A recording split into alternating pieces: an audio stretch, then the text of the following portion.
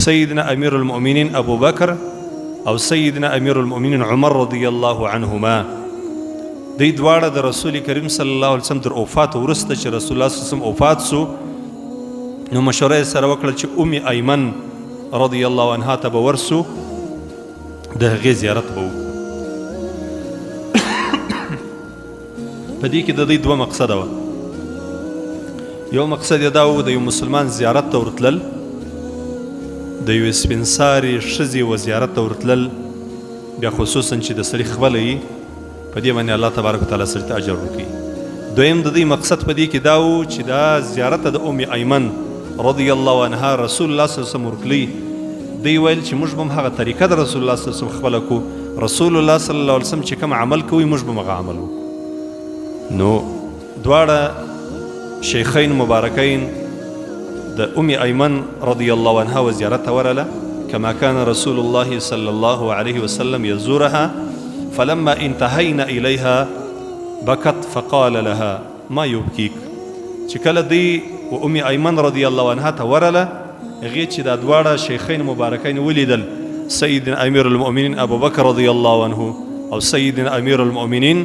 عمر رضی الله عنه دی دواړه چې ولیدل بس ویې ژړل دلته تازه رسول الله صلی الله علیه وسلم وفات شوی دی د ټولو صحابه کرامو او د ټولو بیبیانو زړونه له غمه ډک وه دونه لویه صدمه چې پر انسانانو باندې بیا پر مسلمانانو باندې راغلې ده بیا به تر قیامته پورې بیا نشي تکرار دونه لوی غم چې د رسول الله صلی الله علیه وسلم وفات نو دوی چې هلته ورله ام ایمن رضی الله عنها چې دوی ولیدل ویې ژړل فقالا لها دوی دواړه ورته ویل ما یبکیکي ولې ژاړې ام ایمن ای بیبي ولې ژاړې اما تعلمین ان ما عند الله تعالی خیر لرسول الله صلی الله علیه وسلم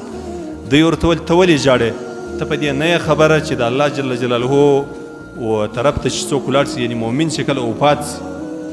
نو هغه د آخرت زندګي د دنیا در ژوند ډېره ښه ده عالم برزخ چې کوم ژوند دی هلته حیات دی ژوند دی خو دا څنګه ژوند دی په دې موږ نه پوهېږو قبر کې حساب و کتاب کیږي سوال و جواب په قبر کې کیږي په قبر کې د جنت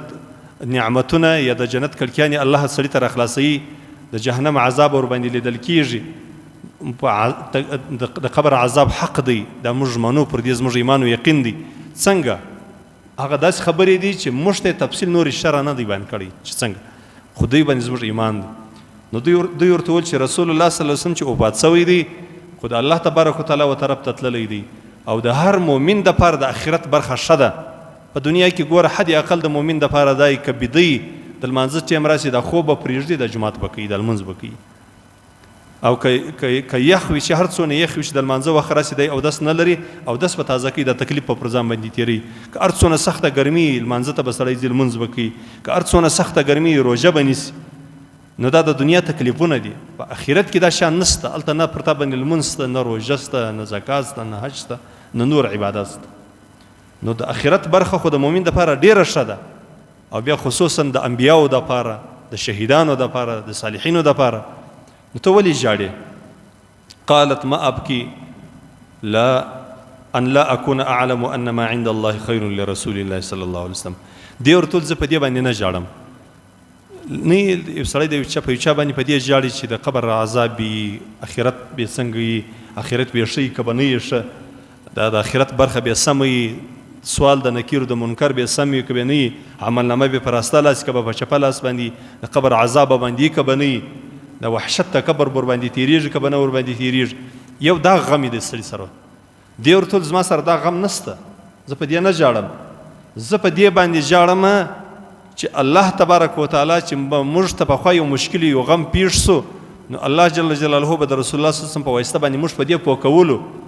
که به موږ کمزوري د اعمالو هم الله جل جلاله به د رسول الله صلی الله علیه وسلم په واسطه باندې په وحی کې موږ خبر کړو پوه به کړو او که زموږ د یو چا عمل قبول و مقبول به و هم الله تبارک وتعالی به مبشرات زیري د جبرائیل علیه السلام په واسطه باندې رسول الله صلی الله علیه وسلم تورکولی چې د پلانکي صحابي د پلانکي عمل قبول سو د پلانکي خبرې قبولې سوې د پلانکي قربانۍ قبوله سوه اوس چې رسول الله صلی الله علیه وسلم وفات سو زموږ او د الله جل جلاله په مابین چې کومه وایسته وه هغه وایسته ختمه سوله په دې ماته ژړه راځي چې اوس موږ د غم او د درد سړی نه لرو رسول الله صلی الله علیه وسلم خو چې هر غم و درد و تکلیف موږ باندې راغلی وای موږ به رسول الله صلی الله علیه وسلم ته ورغلي وای رسول الله صلی الله علیه وسلم به د الله تبارک وتعالی سره رابطه سوی وای او زموږ د غم او مشکل به دورې سوی وای. اوس موږ څه خبر یو الله را سره راضي دی که ناراضه دی او زموږ چې یو درد او تکلیف یې موږ به چاته ورځو؟ د الله تبارک وتعالی سره خو د هېچ چا رابطه نشي کېدلی. وحی خو صرف په پیغمبر او په رسول باندې راځي. ځکه ماته ژړا راله او ومې ژړل. ولكني أبكي أن الوحي قد انقطع من السماء فهيجته ماء على البكاء فيجعلان يبكيان معها. چې کله دې دا خبره واورېدله چې د دې بیبي څونه غټ فکر دی او څونه مهمې خبرې ته یې پام دی، نو سیدنا امیر المؤمنین عمر رضی الله عنه او سیدنا امیر المؤمنین ابو بکر رضی الله عنهما دوی دواړو ورسره وژړل، دواړو په دې خبره وژړل. په دې کې سبق دی زموږ او ستاسې دپاره چې د الله تبارک وتعالی خوف او بیره داسې موقع او ځای پیدا کول چې صرف د الله دپاره سړی وژاړي. د خوف او د بیرې دا د مؤمن دپاره ضروري دی.